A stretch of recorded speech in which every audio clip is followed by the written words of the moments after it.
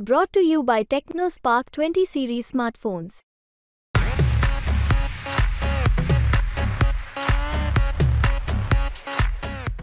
तुम जेल में डालो हम दीवार फांद लिखेंगे, तुम एफआईआर लिखो हम है तैयार लिखेंगे, तुम काला कमल लिखो आग उबलती हुई मशाल लिखा जाएगा, सब याद रखा जाएगा, सब कुछ याद रखा जाएगा। जे विषारी साप हुकुमशाहीचे महाराष्ट्रानं रोखून धरले होते ते विषारी साप ठाणे पोखरून महाराष्ट्रात घुसलेत।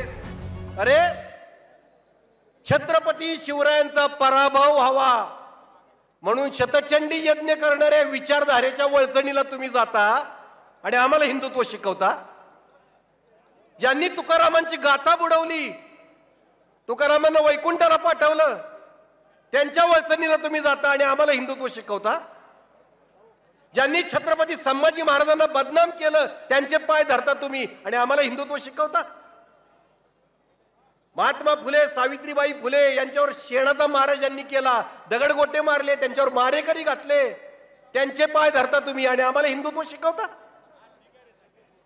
राजर्षी शाहू महाराज एवढ्या लोभस व्यक्तिमत्वावर महिलांविषयी गैरवर्तणुकीचे आरोप केले, त्यांना कोर्टात खेचलं तुम्ही, त्या विचारधारेच्या पाठीशी तुम्ही जाताय आणि आम्हाला हिंदुत्व शिकवता। डॉक्टर बाबासाहेब आंबेडकरांनी संविधान दिलं, ते संविधान तुम्ही नष्ट करू पाहताय, बदलू पाहताय, आम्हाला कसलं हिंदुत्व शिकवताय तुम्ही। जगद्गुरु संत तुकोबराया असल्या लोकांसाठीच म्हणून गेले होते, नका दंत कथा येथे सांगो कोणी, कोरडे ते मानी बोल कोण, अनुभव येथे पाहिजे साचार, न चलती चार आम्हा पुढे, तुका म्हणे येथे पाहिजे जातीचे, येरगाबाळाचे काम नोहे। ठाणेकर मतदार बंधू भगिनींनी एक गोष्ट मनापासून लक्षात ठेवा, तुमच्यावर खूप मोठी जबाबदारी आहे, खूप मोठी जबाबदारी आहे।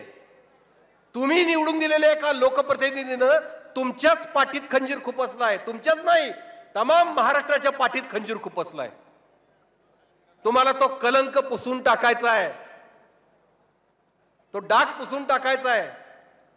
ठाणेकरांच्या बाणेदारपणावर, ठाणेकरांच्या प्रामाणिकपणावर, ठाणेकरांच्या संवेदनशीलतेवर प्रश्नचिन्ह उभं राहिलंय, तो डाग आपल्याला पुसून टाकायचा आहे।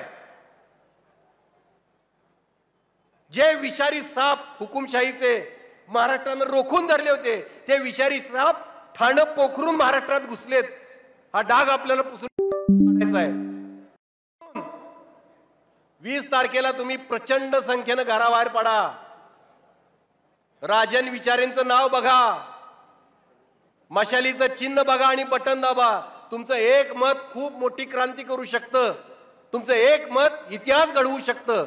ठाण्याची फार मोठी जबाबदारी आहे, विसरू नका ती रात्र, विसरू नका जेव्हा एक गद्दार सुरतला पळून चालले होते, सगळा महाराष्ट्र थक्क होऊन टीव्ही बघत होता, अवाक झाला होता महाराष्ट्र सगळा, तिथून ते गुवाहाटीला गेले, लपून बसले।